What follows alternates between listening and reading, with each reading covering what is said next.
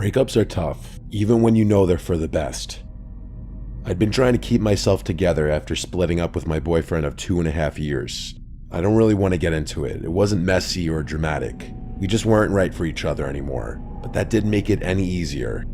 Some days, it felt like everything reminded me of him. I'd been forcing myself to stick to no contact, telling myself that it was the healthiest way for both of us to move on. It was hard though, really hard. One of the things I missed most about us was playing pool together. It was our thing. I'm a pretty decent player, definitely better than average, but my ex, he was incredible on his good days. He could pull off trick shots like it was nothing.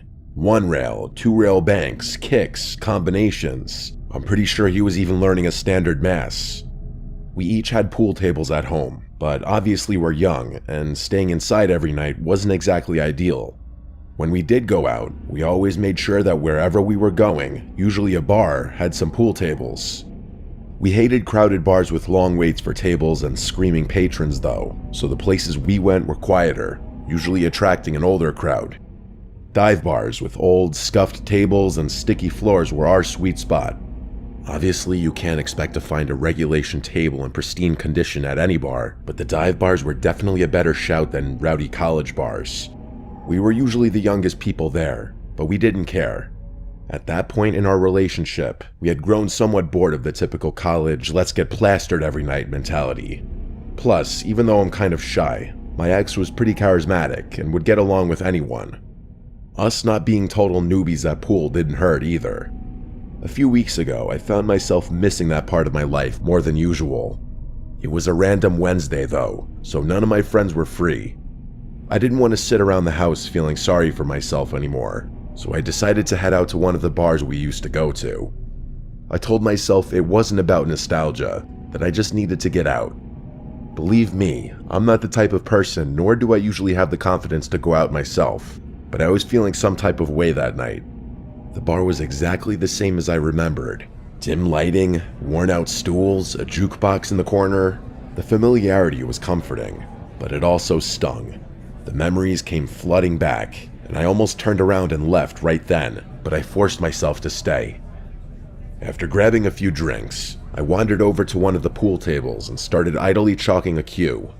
I'm not really sure what I was planning on doing there. Playing alone would have been a little odd. Luckily, my question was answered because a guy walked over. He was maybe in his mid-20s, the only person in the room even close to my age. He leaned against the table and asked if I was up for a game. I nodded and told him to rack him up. He put some money in the slot and started racking the balls. I laughed to myself as he racked them wrong, but I didn't say anything. We played a few rounds, and I started to relax. He wasn't bad, not as good as my ex, but not terrible. I wasn't going easy on him though. I won every rack we played. We chatted as we played, and he even bought me a couple of drinks. He was friendly enough, but it quickly became clear he wasn't the brightest guy in the world. I like sharp and quick-witted guys who can hold their own in a conversation. This guy, not so much. Still, I didn't mind. It felt good to just play and talk and not overthink things for once. I was having a good time. After the 4th game, he popped the question, asking if I wanted to go back to his place. The question caught me off guard, but I guess I couldn't have been too shocked. I froze for a second before shaking my head. I tried to make it playful, saying he'd need a second date for that. In all honesty, I just didn't want to move so quickly. I guess I wouldn't have been totally opposed to taking things further with him, but a random Wednesday night wasn't the time for that. I guess I didn't do a good job turning him down though, because his entire demeanor changed. His smile dropped, and he literally started scowling at me. I was not prepared for what happened next. He said, "Are you serious?" and grabbed my wrist, saying something about spending all that money on those drinks. Before I could respond, he snatched my purse too. I had never been in a situation like that, so instead of screaming or fighting, I just kind of froze up. Even though we were in a public place, I was still terrified. Luckily, a couple of older guys at the bar noticed what was happening and stepped in. I'm honestly not sure what I would have done had they not. One of them told the guy to let me go.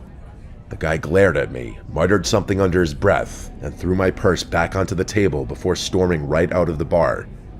My heart was still racing. and I thanked those guys profusely for helping me out. That was it for me though. I called an Uber and left the bar, still kind of shocked and trying to process what had just happened. I decided to close my eyes in the Uber. I must have fallen asleep because the next thing I remember is the Uber driver gently waking me up. We were parked across the street from my house. I thanked him, got out of the car, and started walking toward the door. As I rummaged through my bag for my keys, I impulsively checked my phone for the first time since leaving the bar. That's when I saw it. That god-awful notification, AirTag found moving with you. I nearly dropped my phone. My hands started to shake as I rummaged through my purse, tossing aside my wallet and makeup until my fingers brushed against something unfamiliar. I pulled it out and stared in disbelief. There was literally an AirTag in my bag. A wave of panic hit me, way worse than what I was feeling earlier. I was still standing in the middle of the street, so I threw it on the ground and stomped on it a bunch of times until I was sure it was broken. I fought back a scream and started breathing heavily. The cold wasn't helping. I needed to get inside. I looked around frantically, but the street was completely empty. Whoever had planted the AirTag, probably that guy from the bar, would know exactly where I was. Maybe not my exact house, but the street for sure. The houses on my street are large and spaced out, so he'd definitely be able to narrow it down. I grabbed my purse and sprinted to the back door, fumbling with the lock before finally getting inside. I slammed the door behind me and locked it, my heart pounding so hard it felt like it might burst. I was safe, but I couldn't stop shaking. I walked up to my room, wondering how I had gotten myself into this mess. Normally I'm asleep by 10 and out cold for 9 or 10 hours, but there was no way I was going to sleep that night. I looked out my bedroom window, thinking maybe the scenery would lull me to sleep or something. As I was looking out the window, kind of mindlessly, I noticed an old, beat-up Lincoln drive slowly past my house. Nothing too unusual, but it was kind of late for cars to be driving on a residential road. But then it came back from the opposite direction, and I knew something was wrong. It passed even slower the second time, like the driver was scanning the houses. I didn't want to face the reality of the situation, but when it passed a third time, I had no choice. It was the guy. It had to be. He was trying to find my house. I wanted to scream again. The next time the car passed, the driver's side window was rolled halfway down. I wanted to call the police, but I didn't want that guy to know he was in the right area.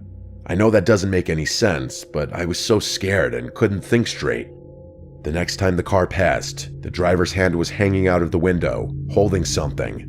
It looked like a knife. And then, instead of driving past, the car stopped in the middle of the road, right across from my house. I ducked down, my heart beating a million beats a minute again. I stayed there, crouched below the window, too terrified to move. By the time I looked up, the car was gone. I waited for what must have been an hour, but it didn't come back. The next morning, I told my parents everything. My dad scolded me for not calling the police, but I told him I was too scared to. He called a buddy of his, a police chief, to ask for advice. His friend said there wasn't much they could do without more evidence or the car's plate number, which I hadn't been able to see. His friend told us to call the police immediately should we ever see that car again. I didn't leave the house for days. Even now, I'm really scared that he's waiting somewhere and he's gonna see me enter or exit my house again. I haven't seen the car since though, so maybe the nightmare is over.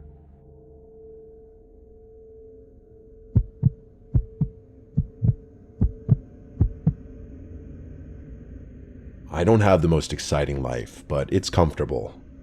I'm 40, single, no kids. Some people might find that depressing, but honestly, I don't mind. I've got a steady job, a decent house, and no one to answer to but myself. I work as a bartender at a high-end luxury rooftop in a neighboring town, catering to the kind of clientele who think regular bars are beneath them. I don't live anywhere near that level of luxury myself. My place is in a pretty middle-of-the-pack neighborhood, about 20 minutes away, but working there has its perks. The tips are amazing. People in that area aren't shy about throwing money around, and the rotating crowd keeps things interesting. Since the bar is upscale, we don't have the typical regulars you find in a dive. I like that. I never quite liked how close some customers would get with me, or any other bartender for that matter. Maybe that's just me though. I like to keep to myself. I should probably mention that my name's Kevin. That'll be important later. It was a Friday night, our busiest night. The place was packed as usual, with groups of friends clinking glasses, couples on date nights, and a few folks who probably wandered in just to feel important. I always like playing a mental game with my patrons. I try to figure out which ones are pretending to be something they're not. You can tell a lot about people by the way they order a drink. The ones who ask for complicated cocktails are usually trying to impress someone. The ones who order a whiskey neat, they've had a day. I had my eye on a couple at the end of the bar who were down to their last sips of wine. It's always better to offer a refill before they wave you down. I was in my groove, mixing drinks and chatting with customers, when I noticed someone walk in who definitely looked out of place. I clocked the guy immediately. He was clenching his teeth and scowling like he was furious. He had jet black hair that wasn't combed and sat like a bird's nest on his forehead. He was wearing a blank black hoodie under a faded leather jacket, which looked like it hadn't been cleaned in years. There were stains all over it, but none of that was as unsettling as his face. Like I said, he just looked so angry. He made a beeline for the bar, but he didn't sit down. He just stood there, staring at me. I wondered to myself how he had gotten past the doorman in the lobby. I cleared my throat and asked if I could get him something to drink, trying to keep my tone neutral despite the weird vibe he was giving off. He didn't answer right away, which was strange. He just kept glaring at me like he was getting ready to swing. Finally, he muttered that he wanted a double shot of Jaeger. I nodded, grabbed a glass, and poured the shot. Jaeger isn't a drink we pour often here. Most of our patrons are likely to ask for something a little higher quality. But hey, if someone wants Jaeger, I'm not about to question their taste. I set the glass in front of him and moved on to serve a few other patrons. When I came back to charge him, he tossed crumpled cash onto the counter. That also threw me off. Hardly anyone pays in cash at this place. Again, though, it wasn't my place to judge. The guy didn't say anything as I rang him up, and I was ready to move on when he spoke again. I still remember his exact words. "I knew I'd find you here, Kevin." I froze. My eyes snapped to his as I scrambled to process what he just said. I put the glass in my hand down and demanded to know how he knew my name. I didn't want to make a scene, so I kept my voice low, but I hoped he got the gist of how serious I was. He didn't answer my question, just stared at me with the same angry intensity. Finally, he said, "I know what you did." Before I could ask him what he meant, he turned and walked towards the elevators. I wanted to yell something or chase after him, but I decided against it. I was on the clock. I couldn't just neglect my job. Instead, I just stood there for a moment, completely thrown off. I was honest to God confused out of my mind. I didn't recognize him in the slightest. I couldn't think of anything I had done that would warrant such a cryptic statement. I'm no saint, but I don't go around making enemies. It put me in a sour mood for the rest of the night. When my shift finally ended, I drove home, but I couldn't stop thinking about what had happened earlier. I racked my brain for literally any explanation that made sense, but couldn't think of any. By the time I ended up going to bed, I was still relatively unsettled by the whole thing. Sometime in the middle of the night, I woke up randomly. I wasn't really sure what woke me up, as I didn't have to go to the bathroom and I'm usually the type of person to sleep through the night. I didn't hear or see anything, but something felt off. Without moving, I kept my eyes open, waiting for them to adjust to the darkness. After about a minute, I saw something that gave me an adrenaline rush of fear. There was a dark mass in the corner of my room, next to the door. It was just standing there, but I was 100% sure it was something that didn't belong in my room. I felt my heart start to race, but I forced myself to stay still, pretending to still be asleep. Someone was in my room. I repeated that thought to myself like 6 times before truly processing it. I knew I had to do something. I counted silently to 3, and in one quick motion, I sprung out of bed, screaming like a crazy person. I was prepared for a fight, but the figure didn't come toward me. Instead, he bolted for the door. As he moved, I heard something clatter to the floor. I chased after him through my house, but by the time I reached the front door, it was wide open, and whoever had been in my room was gone. I wanted to run out into the yard to look for him, but I was worried that I'd be walking directly into a trap. Instead, I made what I still think is the smart decision and slammed the door shut and locked it. I thought back to the clatter I had heard earlier in my room. I walked back to my bedroom, turned on the light, and froze. In the corner of the room, there was a knife, just laying there on the floor. It was one of mine, taken from the kitchen. I felt sick. Whoever I had just chased was planning to hurt me, possibly kill me.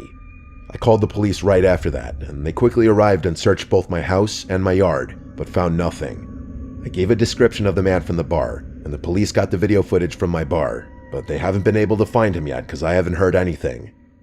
The thing that freaks me out the most is that I know for a fact I had locked all my doors that night. I locked them every night. During their search, though, the police were never able to figure out how that man entered my house.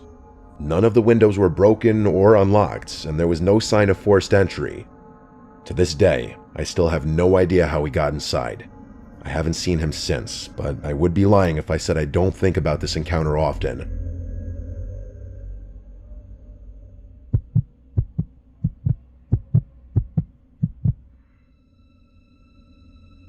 I work as a bartender at a bar and restaurant in a suburb just outside Baltimore. I'll do my best to explain the layout so the story makes sense. It's a busy place with a unique setup. There are no waiters, just bartenders like me and the cooks in the back. If you want to find food or non-alcoholic drinks, you have to order them at the bar, and when everything's ready, you grab it from the counter. I'm not sure why things are done that way, but I guess it had something to do with management being cheap and trying to avoid hiring waiters. Either way, it keeps things fast-paced, which I actually like. For whatever reason, the place is really popular, even though I personally don't think it's anything super special. The atmosphere is lively most nights, with great music, a buzzing crowd, and a standing area near the DJ booth where people gather to dance and chat. The constant flow of customers and the high-energy vibe make the job fly by. I love meeting and talking to new people, so the gig is perfect for me. I would probably lose my mind if I had to wait long periods of time between serving guests, but that's just me. I bet some people are the opposite. That particular night started off like any other. It was a weekend, so things were going to be super busy. I was ready. After a certain time, the bar started filling up with people. It looked like more of a younger college crowd that night, which meant more dancing, more spilling, and a rowdier environment in general. Oh yeah, and worse tips, which kind of sucked for me. This one group of kids just kept on ordering round after round of tequila shots faster than I could line up the salt and limes. It's always chaos when they take over the bar. One of them was so plastered he used the same pickup line on me like 3 times. I was running around doing my thing when I noticed an elderly couple walk in and sit down at the booth in the corner of the restaurant. At first glance, there was nothing strange about them. I just thought it was interesting that 2 people that age would want to come into a rowdy place like this. I didn't have too much time to think about it though, so I went back to work. Fast forward maybe 30 minutes to an hour. I was halfway through pouring a line of gin and tonics when I noticed the couple again. My hands kept working, muscle memory taking over, but my brain was stuck on them for some reason. That's when it hit me. They were just sitting there motionlessly. They hadn't ordered anything either. No food and definitely not any drinks I would have remembered. I looked a little closer and realized that they weren't even looking at each other. They were both fixated at the wall next to them. From what I could tell, it didn't look like they were talking either. It was the strangest thing. I was beyond curious, but the bar was slammed, and I had too much to do to spend time wondering about it. I figured they might be waiting for someone or didn't realize how the place worked. Maybe they were waiting for a waiter to take their order. When I finally had a break, I decided to check on them myself. I walked over to the table and put on my most polite smile. As I approached, neither of them turned to face me. They were both still staring at the wall like statues. I cleared my throat and asked them if they wanted anything to eat or drink. The woman didn't even flinch. She kept staring at the wall like I hadn't spoken at all. The man turned his head slowly, like he was moving in slow motion. When his face came into view, I felt a chill run through me. His skin was pale and wrinkled, and his eyes were almost sunken into his face completely. He didn't speak, just stared at me and shook his head once, firmly but silently. Something about the way he looked at me made my stomach twist. I muttered something in response and quickly returned to the bar. I had the weirdest feeling in my gut after that. Those people looked like they didn't even belong in this century, let alone this bar. I didn't look over at that booth for a long time. Eventually, things started to die down a little, and I remembered the couple. I glanced over impulsively, and I nearly dropped the glass I was holding. Both of them were staring directly at me now. I made direct eye contact with the woman, but she never averted her gaze. I don't think I'd ever been more uncomfortable at my job than I was in that moment. I looked away and pretended to be busy, trying not to freak out completely. By the time I glanced back again, the booth was empty. I was relieved. I was just glad that they were gone, as mean as that sounds. By the end of the night, I was still thinking about the whole thing. As I wiped down the bar and closed up with my coworker Karen, I decided to ask her if she saw anything strange. She's, I guess, what you would call a vet. She's been working there for years and prides herself on noticing everything and everyone that comes through the doors. When I asked her about the couple, she gave me a confused look and said she didn't know what I was talking about. I looked at her blankly and told her I was talking about the elderly couple that was sitting in the corner booth. She shook her head and told me she didn't remember seeing anyone like that. She then jokingly asked me if I was hallucinating, which got a playful laugh out of me, but on the inside though, I was losing it. I knew what I had seen. I asked her if she was sure, and she crossed her arms before listing at least 10 random people who had ordered food that night and what they were wearing. I laughed again and complimented her memory, but like I said before, I was dying on the inside. By the time we locked up, I started doubting myself. As I walked to my car, I noticed something that made me nearly drop my keys in fear. Across the street, there were 2 dark figures standing under a lone streetlight. I knew it was them. I wanted to scream, but the sound wouldn't come. I didn't wait another second. I jumped into my car, locked the doors, and sped out of the lot without another look. The drive home was awful. I was trying not to break down the whole time. I just kept repeating, "Oh my God," over and over. I had so many questions. Had Karen somehow missed them? Were those people even real?